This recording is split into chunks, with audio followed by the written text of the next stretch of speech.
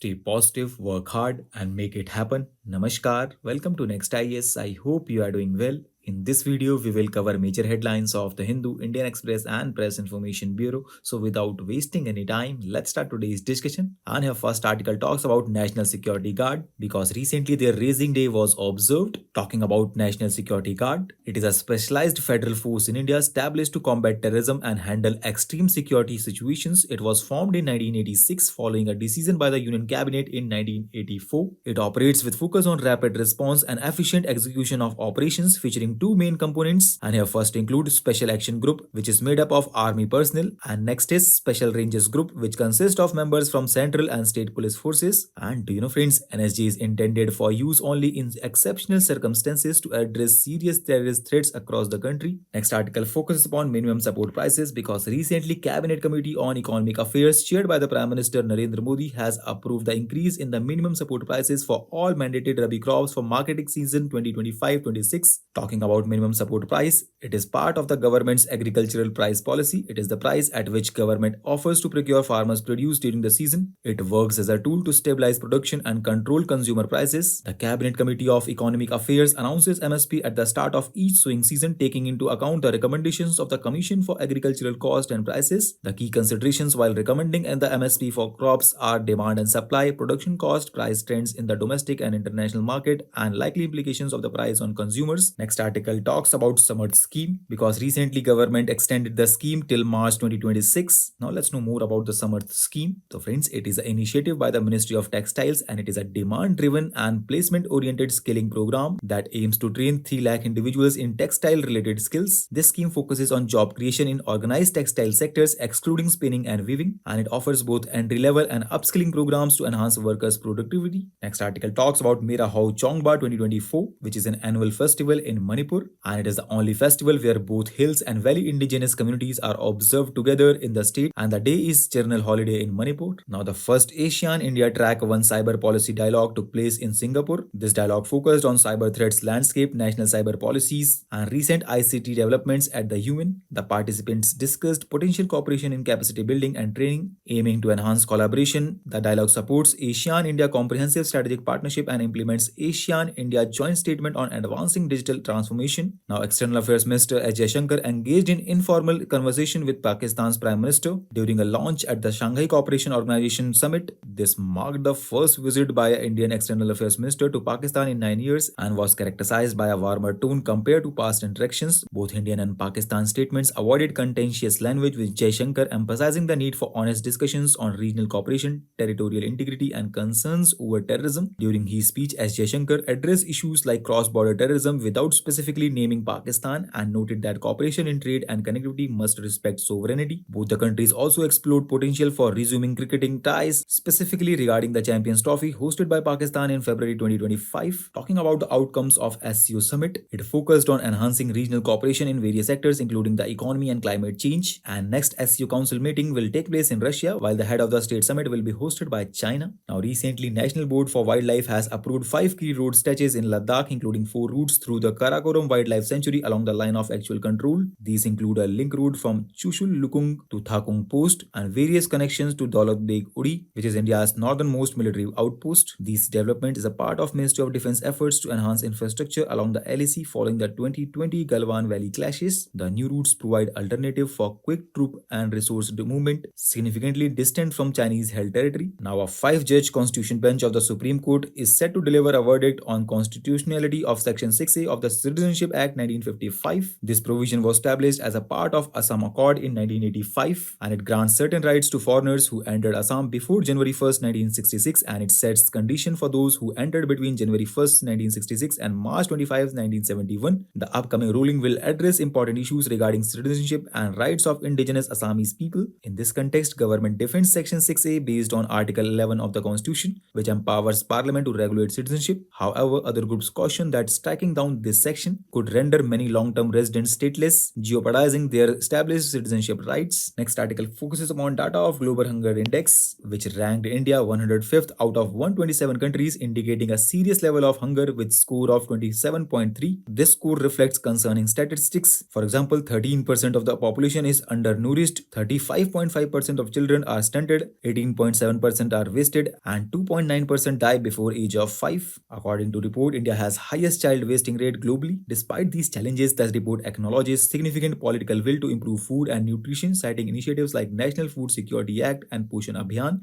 However, it highlights the need for further improvement, particularly addressing intergenerational cycle of undernutrition, where maternal nutrition affects child health. It also proposed solutions which include improving access to social safety nets, investing in agriculture for diversified and nutritious food production, enhancing mother and child health, and considering the links between food, nutrition, gender, and climate change. Recently, Five Eyes Intelligence Alliance has expressed support for Canada amidst its diplomatic tensions with India. Five Eyes countries are Australia, Canada, New Zealand, US, and UK. They collaborate closely on security issues with strong emphasis on protecting political and civil rights, including right to peaceful protest. In recent years, India has expressed discomfort with pro-Khalistani campaigns occurring in these countries. Next article talks about Battle of Walong, because Indian Army will host a month-long series of events to commemorate the 62nd anniversary of Battle of Walong during the 1962 Sino-India War. The celebrations will include the inauguration of newly renovated Walong War Memorial, Shaurya and key infrastructure projects in border areas. Talking about Battle of Walong, in 1962, Indian forces, primarily the 11th Infantry Brigade, successfully defended against a Chinese offensive for 27 days despite being vastly outnumbered, and a report by Food and Agriculture Organization highlighted a severe impact of climate change on poor households globally, indicating that they lose an average of 5% of their total income annually due to heat stress and 4.4% from floods. The report focused on challenges faced by the rural poor in India, noting that climate stressors affect their on-farm incomes differently, particularly during droughts when they must dedicate more resources to agriculture due to reduced off-farm employment opportunities. The report stresses that vulnerability of these households is linked to structural inequalities and calls for policy measures to expand social security nets. It recommended scaling up anticipatory social protection programs to provide livelihood support before extreme weather events, thus preventing further impoverishment. So with this, let's conclude today's discussion. Thanks for listening, and for regular updates, you can follow us on various social media platforms.